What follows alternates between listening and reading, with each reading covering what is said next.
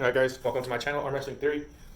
Today I'm going to be going over a couple things about bicep curls and variations of curls. So bicep, hammer curl, reverse curl. I might show you guys the Zotman curl.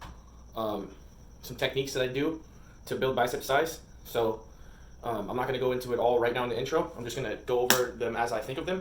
But I'll show you the one I'm thinking of right now first. First, get a weight that's heavy. This is 50 pounds. But get a weight that you can do reps with, and you're not swinging, you're not using your hips to initiate the movement. Your bicep should be initiating the movement. So the first one I'm going to show you is one that I invented. I mean, I'm sure someone else has done it before, but I do one hammer curl, and then I do one underhand curl. One hammer curl, one underhand. You want to keep, when you do the curl, you want to lower it slowly. This is one technique to build muscle. And then another one you can try is alternating hammer curls. So 1, 2, 1, 2, that format. You can also do them together. This is a lot harder. You might have to use less weight. Another one, let me take a little quick break here. Another one you guys can try is reverse curls. So you'll be doing underhand like this and going up. Let me get a lighter weight so I can show you. You want to take a pronated grip. That means your hand, you're looking at the top of your hand. You're going to go straight up.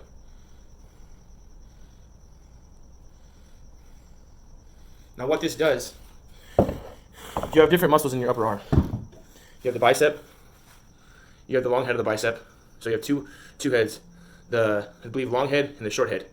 They both do the same exact thing, but one is responsible for being behind your body like this and to get a full stretch, and the other one is if your arms are in front of your body. Now if your hands are here, you're working both at the same time. Dumbbells kind of have a limited range of motion, meaning when you get to the top of the movement, when you do a dumbbell curl and you get to the top of the movement, if you look at my hands, they're pretty much just resting on my shoulders. I'm ready to do a shoulder press. So to correct that, lean forward a little bit like this and curl. The top of the motion, notice, I still have tension on my bicep. If I go to here, there's almost no tension on my bicep at all. So you can do a set with lighter weight like this by leaning forward. Notice I keep my hands underhand to work the actual bicep. Another one you can try is shoot your hands in front like this. Keep them in a locked position. It's a lot harder. You'll feel your shoulders activated. You don't have to go all the way down. Another one that you guys can try is the Zotman curl.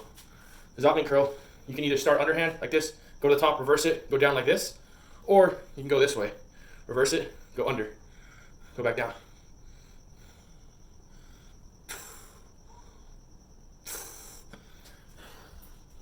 Okay, a couple other variations you can try. Cross body curls. This is what it looks like from the side. This is the hammer curl variation. You can do it cross body, underhand. Now this one, for some reason I really feel it in my biceps. I don't know if it's just the angle. I'm not used to this angle, but I used to do these a lot. I think I'm gonna start doing them a lot more now. And see, I did those. Before I did this video, I did 50s. And then I showed you guys some demonstrations with the 50s. And then dropping into the 20s, I feel a lot of tension on my bicep. Now once they heal and I'm able to do 60s with the same form, and then I'll use 30s, you know, your drop set can be major. What you want to focus on is, are you feeling the tension? Now you don't want such a light weight that when you're doing the rep that you can do 100 reps or 30 reps, 40 reps. There's a time and place for that. I'm sure that works. It has some effect. I mean, if you're a complete newbie and you're doing that, if you're completely new to the gym and you're doing that kind of stuff, it'll help. But just overall, it's better to stick between the 25 rep range at the maximum. Maybe here's another thing that people don't talk about. Now, when I say 25, I mean 25 reps, and then when you get to 24, you're fucking struggling. You can't even hold it. Now, you don't want to, when you immediately get the weight, just drop the weight. Half of the muscle is built on the lowering process. If you lower it, you can do another technique you guys can try is lift the weight and then lower it for 5 seconds. Now you see how my hands are like right here? If you want it more bicep, go completely underhand. If you want it more outside of your arm, go neutral grip. Completely outside of your arm, no bicep, under or overhand grip. Now these kind of variations where I'm doing one side at a time, you'll be able to get more reps. But the tension is kind of lost when you're taking that rest. You don't really want to rest the muscle. You want to focus on it. All right, so I'm going to go over a couple more variations. I showed you guys the cross-body ones, and I showed you guys the cross-body hammer curls. You can do a seated variation where you sit down, put it on your knee like this, go down, full stretch, all the way up.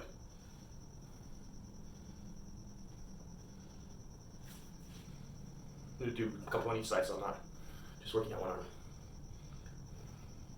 Another one you guys can try is you hang down like this, and you go up, cross your body, but leaning forward, like this.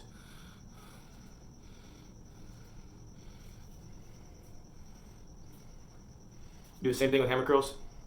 You can do a pause in there, you can hold it.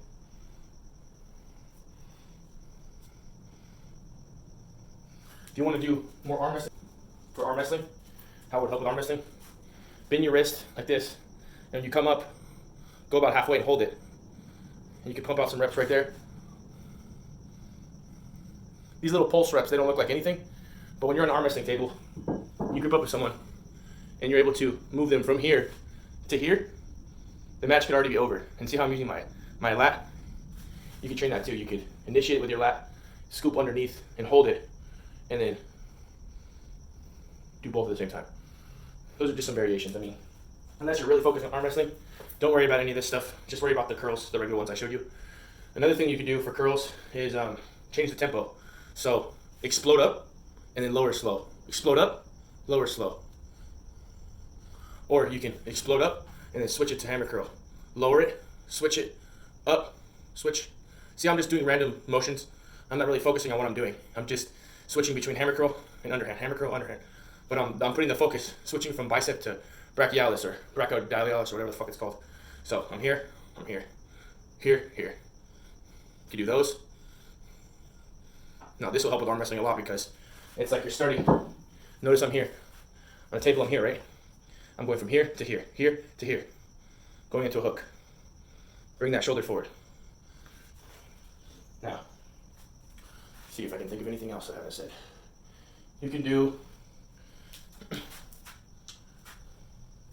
incline curls.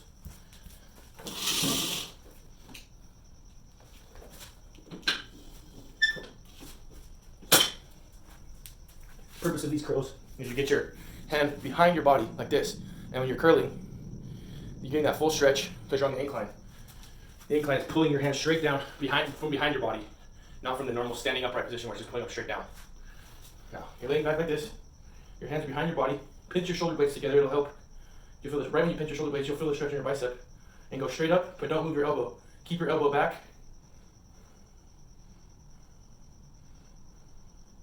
Do the same thing with hammer curls.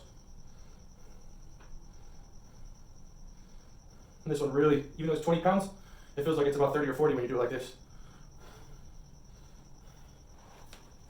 Some other variations you can do. Say you only have one 50-pound dumbbell, and you can't quite do under control reps like this. You can't manage them yet. But you have a 50-pound dumbbell and you don't know what to do with it, or 40-pound and you don't know what to do with it. Take both hands like this, grab the dumbbell, lean forward a little bit, pump out some close grip. Now, notice my hands are pointing in like this instead of like this. So it changed the angle. Keep if you go all the way down, you get a full stretch. If you want a full stretch, go all the way down, all the way up. Now, if you want to work arm wrestling angles, you want to get that half rep range, right here. I'm able to stop someone. They get me here, I'm able to stop them here and pull them in. Notice my hand position. I have my hand position right in the middle. There's nothing on my pronation, supination. Now if you force it all the way to the edge like this, to where your hand's crushing up against this almost. See that inch gap right there? Now, when I go, there's a little bit of pronation thrown on. Not much, but it's working my pronator muscle. And I can actually feel a little bit of a tension on my forearm more than on my bicep. So it's switching from the tension being here, on my bicep. Oh, I just thought of another thing. So if there's a pronation one like that, supination one like that. Now, you'd never want to be in this position in arm wrestling, but for bodybuilding, you can turn a 20-pound weight into about a 40 or 50-pound weight. Now what you want to do is, notice when I curl, my wrist is always engaged. See, this is non-engaged, like this. Now if you keep your wrist non-engaged, you work your bicep way more. You work your fingers a little bit too because you're having to hold it, but your forearm isn't nearly half as engaged because the only thing that's holding it is your fingers. You work your finger pressure, but your bicep is getting the full contraction possible.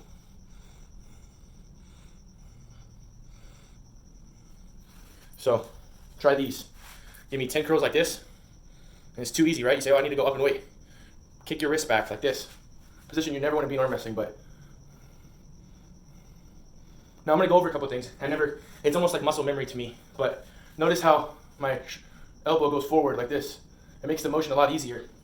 There's 3 functions of your bicep. There's supination, flexion, and extension, or whatever, raising your shoulder. I don't know if it's called extension, but actually lifting your shoulder like that. So abduction or whatever the fuck it's called, like this. So if you want to work all 3 at once, lean forward so you get constant tension at the top, and start with your elbows back like this. Your elbows back, then lift them up and go forward like that and hold the tension here. See here, there's no tension on my elbows, but bend forward like this, constant tension.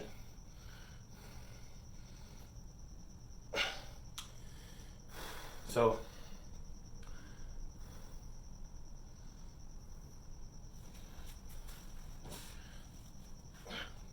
forward. Notice this. So now how one of the functions of your bicep is rotation like this. You can do that in your rep, but you're not really getting any tension on it. You need a karate belt. You get the belt in your hand, you tie it to the rope, you go over supination. I have other videos about it.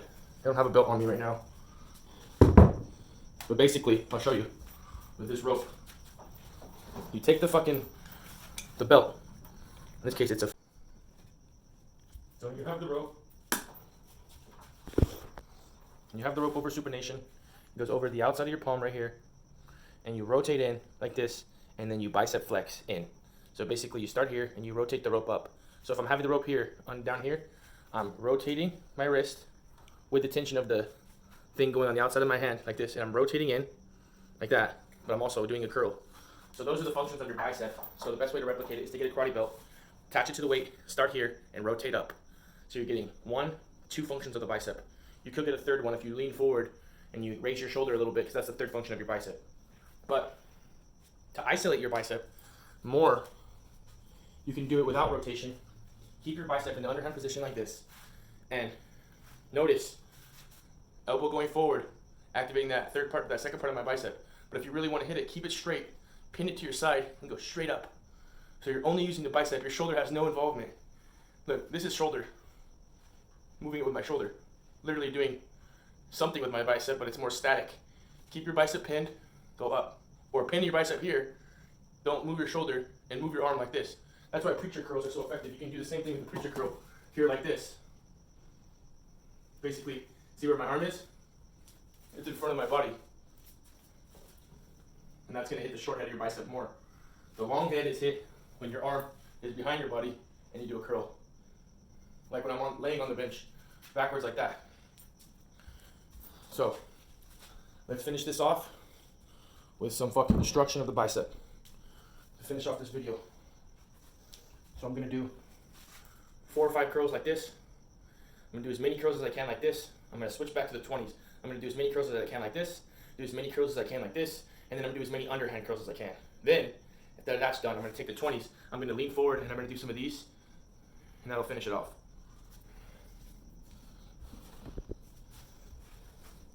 And I'll show you guys the pump after.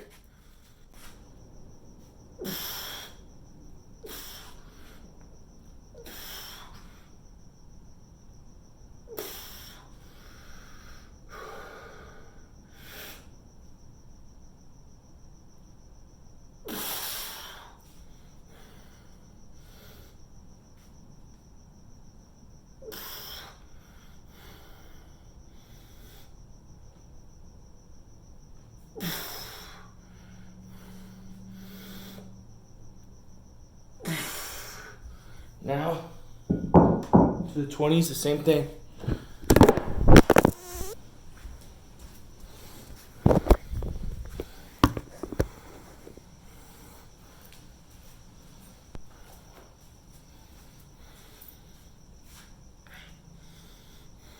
The more underhand you go, the more bicep. So if I'm doing them like here, it's not cheating. I'm still working the bicep, but try to go completely underhand, full stretch, like this, straight up.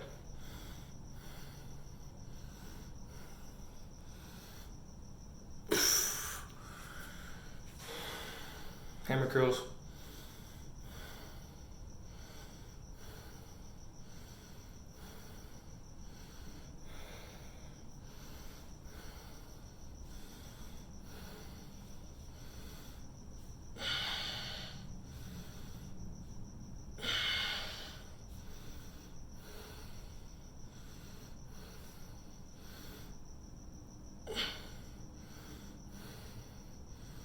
This,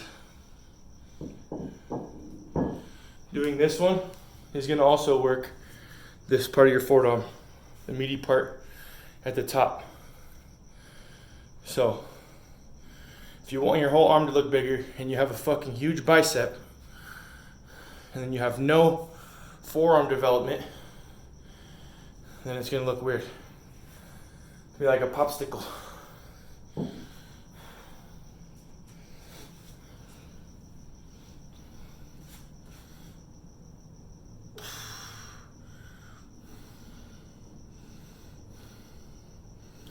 Now my philosophy for training or any muscle group is you want to do high reps. Now, obviously, you want to lift heavy weights too.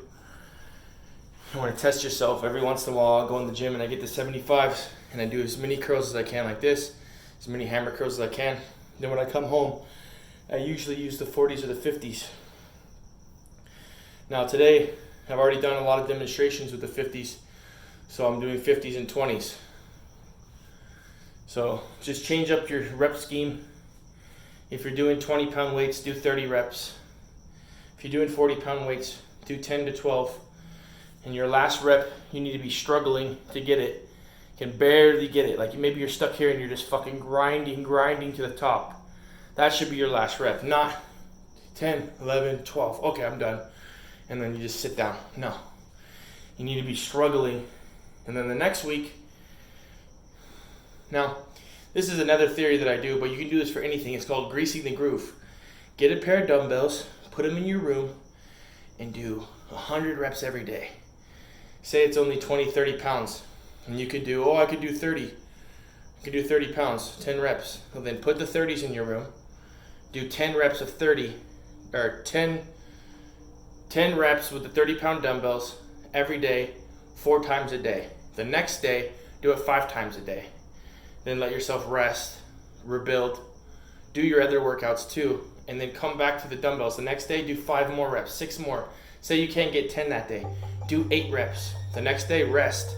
The next day, do 10, 10. Then get yourself a pair of 40-pound dumbbells and do that with 40s. Eventually, you'll be doing the 40s so good. When you go back to the 30s, now you have a whole nother animal to attack. Instead of doing 12 reps with the 30s, now you can do 40 reps with the 30s. It's too easy, right? Get some 50s. Go back to the 30s now. Do 50s, do your 50s, and then drop to the 30s and hit the 30s. Now you're doing way more work. Now I know that everybody wants to be stronger and stronger, but you'll get stronger in the long run. Same thing with bench press. You bench press every day. Buy yourself a bench press, get a bench press. Do it every day. Every time you walk past it, do some reps. The next week, make sure you're doing double what you did the week before. If you did the 10 reps every day for your weight, whatever weight you're doing, continue. You can apply this to any muscle group. Now, since I'm talking so much, I'm going to do more hammer curls.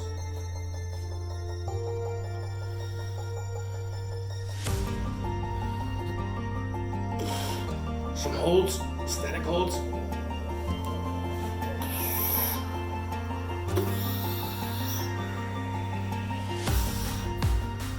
And that's it. That's the finale.